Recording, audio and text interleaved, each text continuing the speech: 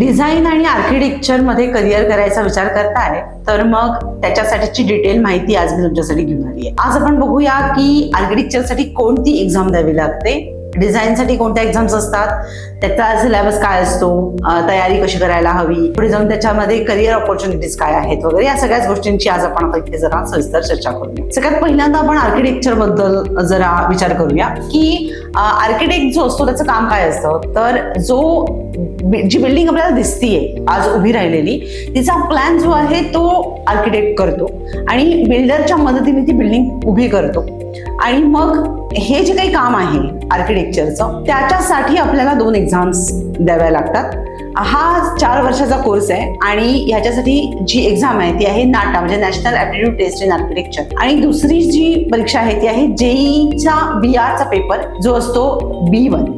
So नाटा ही जी exam आहे ती आपल्याला 200 मार्कांची असते आणि जेईचा जो पेपर आहे तो 400 मार्कांचा असतो. नाटामध्येही आपल्याला फिजिक्स, केमिस्ट्री, मॅथमॅटिक्स, त्याचबरोबरीने ऍप्टिट्यूड आणि ड्रॉइंग हा सिलेबस असतो. तर जेईच्या पेपरमध्ये आपल्याला मॅथमॅटिक्स, ऍप्टिट्यूड आणि ड्रॉइंग असा सिलेबस असतो. आता तुम्ही जर का सिलेबस ऐकला असेल व्यवस्थित, तुमच्या असं लक्षात येईल की ऍप्टिट्यूड आणि ड्रॉइंग हे 2 कॉमन सब्जेक्ट आहेत त्याच्यामध्ये आणि मॅथमॅटिक्स पण आहे. पण जेई मध्ये आपल्याला जेई बेस्डचं मॅथमॅटिक्स सॉल्व्ह करावं लागतं. नाटामध्ये जे मॅथ्स आहे ते बोर्ड लेवलच असतं. त्याचबरोबरीने दोन्ही मधला कॉमन आणखीन एक सिलेबस आहे तो म्हणजे जनरल नॉलेज, त्याचबरोबरीने आर्किटेक्चरल मटेरियलचा स्टडी, मॉन्युमेंटचा स्टडी आणि आर्किटेक्चरल काही टर्म्स असतात त्या टर्म्सचा पण अभ्यास आपल्याला ह्याच्यामध्ये करावा. त्याचबरोबर कलर थेरी हा एक पार्ट आहे जो आपल्याला माहिती असणं खूप आवश्यक आहे. कलर हा अतिशय महत्वाचा पार्ट आहे आपल्या रोजच्याच लाईफ मधला.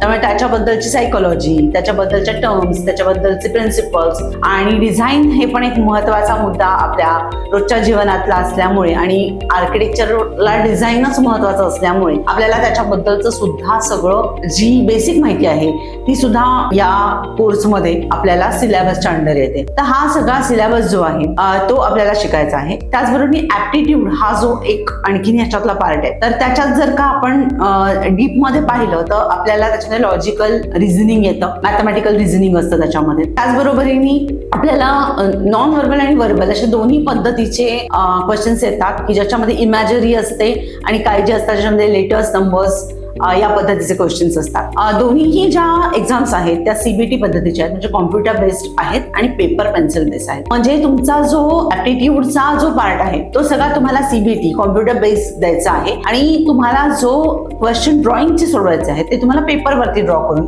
करायचे आहे. तर ड्रॉइंगच्या बद्दल आता मी बोलते की ड्रॉइंग मध्ये काय सिलेबस येतो. तर ड्रॉइंग मध्ये आपल्याला 2D कंपोजिशन आहे, 3D कंपोजिशन आहे, त्याचबरोबरीने तुम्हाला पोस्टर्स आहेत, लोगोज डिझाईन करायचे आहेत, तुम्हाला पर्स्पेक्टिव्हचा अभ्यास आहे त्याच्यामध्ये. आणि ह्या सगळ्याचा मिळून जो काही एक कोहेरन्स आपण दाखवायचा आहे आपल्या अभ्यासाचा तो म्हणजे मेमरी ड्रॉइंग आहे. सो तुम्हाला मेमरी ड्रॉइंग्स असतात, पोर्ट्रेट असतात, पोस्टर्स असतात त्याच्यामध्ये. सो या पद्धतीचा सगळा ड्रॉइंगचा सिलेबस आपल्याला करायचा असतो आणि हे सगळं आपल्याला पेपर आणि पेन्सिलनी ड्रॉ करायचे असतात क्वेश्चन्स. जनरली 2 ते 3 क्वेश्चन्स याच्यामध्ये आपल्याला असतात आणि ते आपल्याला 90 मिनिटांमध्ये सॉल्व्ह करायचे असतात. आता पार्ट A आणि पार्ट B या पद्धतीनेच पेपर येतो. पार्ट A हा जनरली ऍप्टिट्यूडचा असतो आणि पार्ट B जो आहे तो ड्रॉइंगचा असतो. हे सगळं करत असताना आपण ज्या वेळेला याचा अभ्यास करतो तर तो केव्हापासून सुरू करायला पाहिजे, तर तो 11th आणि 12th मध्ये तुम्ही जर का तो केलात तर ते जास्त बेटर असतं.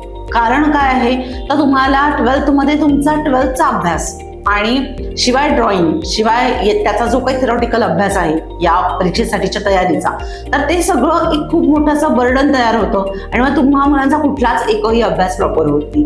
त्यामुळे माझं नेहमी असं सजेशन असतं की 11th 12th तुम्ही प्रॉपरली तुम्ही त्याचा अभ्यास करा, शांतपणे तुम्हाला त्याचा वेळ मिळतो, तुम्हाला टाइम मॅनेज करता येतो आणि तुमचा रिझल्ट जो आहे शेवटी आपल्याला अल्टिमेट काय आहे, रिझल्टच हवा आहे एकदम प्रॉपरली चांगल्या कॉलेजमध्ये ऍडमिशन. तर त्याच्यासाठीचा हा जो रिझल्ट आपल्याला हवा आहे तो मग तेव्हाच मिळतो ज्या वेळेला आपण प्रॉपरली मॅनेज करू टाइम आणि अभ्यास करू. त्यामुळे तुम्ही या गोष्टीकडे खूप व्यवस्थित लक्ष दिलं पाहिजे. आता वळूया जरासं डिझाईनच्या कोर्सेसकडे किंवा डिझाईन या फील्डकडे. डिझाईन म्हटलं की त्याच्यात मुळातच क्रिएटिव्हिटी ही मुळातच त्याच्यामध्ये लपलेली आहे. त्यामुळे क्रिएटिव्ह तुम्ही जर असाल, तुम्हाला जर अनेक मॉडेल्स करायला आवडतायत, तुम्हाला चित्र काढायला आवडतायत, तुम्हाला खूप वेगवेगळ्या काहीतरी कल्पना सुचत आहेत काही पाहिल्यानंतर, तर डिझाईन हे फील्ड तुमच्यासाठी अतिशय उत्तम आहे. याचं कारण असं आहे की सतत ज्याला काहीतरी करायचंय क्रिएटिव्ह, ज्याला तोचपणाचा कंटाळा आहे की त्याला ते आवडत नाहीये, त्याच्यासाठी क्रिएटिव्ह फील्ड्स ही कायमच वरदान ठरलेली आहे. आणि मग त्याच्यातनं तुमची जी काही प्रगती आहे ना ती अफलातून असते. त्यामुळे तुम्ही तुमचं जे करिअर आहे ते जर का तुम्हाला क्रिएटिव्ह फील्डमध्ये करायचं आहे तर डिझाईन हा एक अतिशय चांगला मार्ग तुमच्यासाठी आता ओपन झालेला आहे. करिअरची जर आपण ऑपॉर्च्युनिटीज पाहिल्या तर डिझाईनमध्ये भरपूर करिअरच्या ऑपॉर्च्युनिटीज आहेत, जशा आर्किटेक्चरमध्ये सुद्धा आहेत. तर आर्किटेक्चरच्या ऑपॉर्च्युनिटीज बद्दल मी बोलेनच नंतर, पण मी आता डिझाईन बद्दल बोलतेय. तर डिझाईनमध्ये सुद्धा आपल्याला 3 महत्वाचे एक्झाम्स असतात. त्यातली पहिली आहे ती आहे NIFT. NIFT जी आहे ती नॅशनल इन्स्टिट्यूट ऑफ फॅशन टेक्नॉलॉजीची आहे, ज्याच्यामध्ये सगळं fashion designing, textile designing, fashion merchandising वगैरे सारखे जे फॅशन रिगार्डिंग जे काही कोर्सेस आहेत त्याच्यासाठीची ही एक्झाम आहे. दुसरं आहे ते आहे NID म्हणजे national institute of design. National institute of design ही जी एक्झाम आहे की तुम्हाला जर का फोटोग्राफीत इंटरेस्ट आहे किंवा तुम्हाला जर का प्रोडक्ट डिझाईनमध्ये इंटरेस्ट आहे, ॲनिमेशन मध्ये इंटरेस्ट आहे, तर अशा सारखे जे एकदम वेगवेगळे डिझायनिंगचे कोर्सेस आहेत तर त्याच्यासाठीची एंट्रन्स एक्झाम आहे. आणि त्यांचे कॅम्पसेस पण भरपूर ठिकाणी आहेत आणि वेगवेगळे कोर्सेस ते कॅम्पसेस मध्ये होतात. तिसरी जी एक्झाम आहे ती आहे UCED नावाची, किंवा सीड जी आहे ती पोस्ट ग्रॅज्युएशन साठी आहे. तर UCED जी आहे ती अंडर ग्रॅज्युएशन साठीची एक्झाम आहे आणि ती IIT बॉम्बे थ्रू कंडक्ट केली जाते. म्हणजे तुम्हाला IIT ना डिझाईन जर शिकायचं असेल तर UCED ही एक्झाम तुम्ही क्रॅक केली पाहिजे. आता ह्याच्यासाठीचा सिलेबस काय आहे? आणखी एक गोष्ट, ह्याच्या बरोबरीने तुम्हाला प्रायव्हेट कॉलेजेसच्या सुद्धा एक्झाम्स द्यायच्या असतात. जसं की आपण बघूया अनंत युनिव्हर्सिटी आहे गुजरातमध्ये, GLS नावाची पण गुजरातमध्ये युनिव्हर्सिटी, गुजरात लॉ सोसायटीची, किंवा मग आपण पाहिलं तर पुण्यामध्ये MIT इन्स्टिट्यूट आहे. त्याचबरोबर ISGI सारखी इन्स्टिट्यूट आहे, सॉफ्ट सारखी इन्स्टिट्यूट आहे जी फॅशन टेक्नॉलॉजी सगळं शिकवते, जी पुण्यामध्ये आहे. सिम्बॉसिस थ्रू सुद्धा आपल्याला ह्याच कोर्सेस करता येतात. त्यांचे डिझाईनचं पूर्ण मोठं एक डिपार्टमेंटच आहे. सो यासारख्या ज्या कॉलेजेस आहेत, जे प्रायव्हेट कॉलेजेस आहेत, त्यांचं सुद्धा आपल्याला इंडिव्हिज्युअल एक्झाम्स द्याव्या लागतात. आता हे जे डिझाईन आहे त्याच्यासाठी सुद्धा काय काय सिलेबस आहे? तर डिझाईनसाठी तुम्हाला ड्रॉइंग आणि ऍप्टिट्यूड हे शिकावंच लागणार आहे, पण त्याच्याच बरोबरीने तुम्हाला मॅथमॅटिक्सचा जो तुमचा 10th पर्यंतचा पार्ट आहे त्याच्यावरती त्यांचा जास्त फोकस आहे. इंग्लिश लँग्वेज रिगार्डिंग क्वेश्चन सुद्धा त्याच्यामध्ये येतात, जे फोटोग्राफी, पेंटर्स, डिझायनिंगचे वेगवेगळे जे सबस्टिट्यूट्स आहेत किंवा वेगवेगळ्या ज्या डिझाईन रिगार्डिंग ज्या सब ब्रांचेस आहेत त्याच्याबद्दलची पण एक बेसिक माहिती, तुम्हाला वेगवेगळ्या प्रकारचे मीडियम्स यांसारखा सगळ्याचा एक बेसिक अभ्यास याच्यामध्ये त्यांना एक्सपेक्टेड आहे, ज्याला गॅट असं म्हटलं जातं, जनरल ॲबिलिटी टेस्ट. आणि दुसरी एक असते ती असते कॅट म्हणजे क्रिएटिव्ह ॲबिलिटी टेस्ट, ज्याच्यामध्ये तुम्ही ड्रॉइंगचे क्वेश्चन सॉल्व्ह करता आणि तुमची ड्रॉइंग ॲबिलिटी त्याच्यामध्ये पाहिली जाते. तुम्हाला एखादा प्रॉब्लेम सॉल्व्ह तुम्ही कसा करताय, जर त्यांनी तुम्हाला प्रॉब्लेम सॉल्व्ह करायला दिला असेल तर तो ड्रॉइंग थ्रू कसा तुम्ही सांगताय, यासारख्या अनेक प्रश्न आपल्याला कॅट मध्ये सोडवायचे असतात. त्याच्यानंतरची जी स्टेप असते पुढची ती असते इंटरव्ह्यू आणि स्टुडिओ टेस्ट. तर स्टुडिओ टेस्ट म्हणजे काय असतं? तर स्टुडिओ टेस्ट मध्ये तुम्हाला एखादं मॉडेल बनवायला देतील किंवा तुम्हाला एखादा प्रॉब्लेम हा ड्रॉइंग थ्रू सॉल्व्ह करून सांगावा लागेल, सोल्युशन्स द्यावे लागतील त्याच्यावरती. आणि इंटरव्ह्यू जो आहे तो इंडिव्हिज्युअल इंटरव्ह्यू असतो, त्याच्यातनं त्यांना ते साधारण अंदाज घेतात की तुमचा ओढा कुठल्या साईड आहे किंवा तुमचा इंटरेस्ट कुठल्या साईड मध्ये आहे आणि तुम्ही एखादा प्रॉब्लेम किंवा एखादी गोष्ट कशा पद्धतीने त्याचा विचार करताय. तर हे सगळं इंटरव्ह्यू मध्ये बघितलं जातं. आणि जशा जशा स्टेप्स तुम्ही पुढे जाता, म्हणजे काही एक्झाम्स आहेत त्याच्यामध्ये तुम्हाला गॅट आधी क्लिअर करावी लागते, मगच कॅट चेक केलं जातं. काही ठिकाणी गॅट आणि कॅटच्या मार्कांवरनं मग तुमचं इंटरव्ह्यू आणि स्टुडिओ टेस्टची सेकंड स्टेप तुम्ही म्हणजे त्याच्यासाठी एलिजिबल होता. तर ह्यासारख्या ज्या गोष्टी आहेत या त्या कॉलेजच्या एक्झाम्सनुसार थोडेफार क्रायटेरिया चेंज होतात आणि त्याच्यानुसार मग आपल्याला ते करावं लागतं.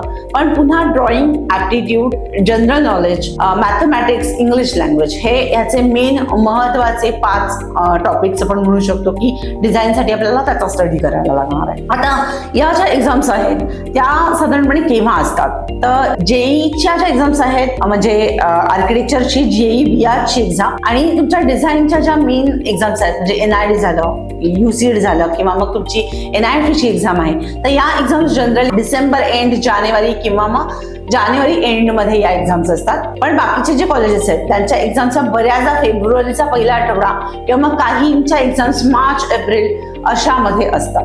नाटाची जी एक्झाम आहे ती एप्रिलमध्येच असते आणि ती काही वेळेला एप्रिल, मे, जून असे 3 अटेम्प्ट मध्ये असते.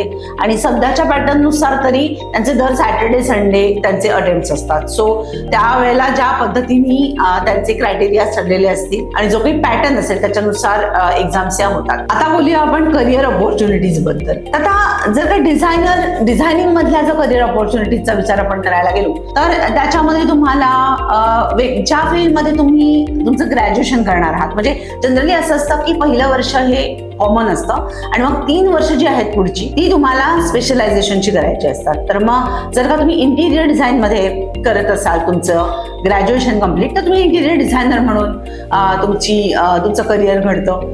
ॲनिमेटर म्हणून आहे, किंवा मग तुम्ही वेब डिझायनर, ग्राफिक डिझायनर, तुम्ही ज्वेलरी डिझाईन करू शकता, त्याच्यामध्ये ॲज अ ज्वेलरी डिझायनर म्हणूनही तुमचं होऊ शकतंय. किंवा मग तुम्हाला सेट डिझायनर म्हणून, स्पेस आणि इंटिरियर डिझायनर, पेंटिंग, स्कल्पचर यामध्ये सुद्धा तुम्ही तुमचे ग्रॅज्युएशन करू शकता आणि त्याच्यातही ॲज अ करिअर अपॉर्च्युनिटी तुमची त्याच्यात सुद्धा आहे. आणखीन डिझाईन मध्ये फील्ड्स पाहायला गेलो आपण तर फोटोग्राफी आहे. आता आर्किटेक्चर मधल्या जर अपॉर्च्युनिटीजचा आपण विचार केला तर अर्बन डिझायनर किंवा अर्बन आर्किटेक्चर, त्याचबरोबरीने landscape architecture, interior architecture, archaeologist, restoration architecture, lighting architecture, environment design consultant यासारख्या पण भरपूर अपॉर्च्युनिटीज या आपल्याला या फील्डमध्ये आहेत. आणि दोन्ही ठिकाणी जेव्हा आपण सुरुवात करतो आहे आपल्या करिअरची तर साधारणपणे सुरुवात जी आहे ती साधारणपणे 10 ते 12 हजारापासून मंथलीचा स्टार्ट असतो. आणि मग जसे जसे तुम्ही तुमच्या ह्याच्या करिअरमध्ये पुढे जाता तसं तसं तुमचं जे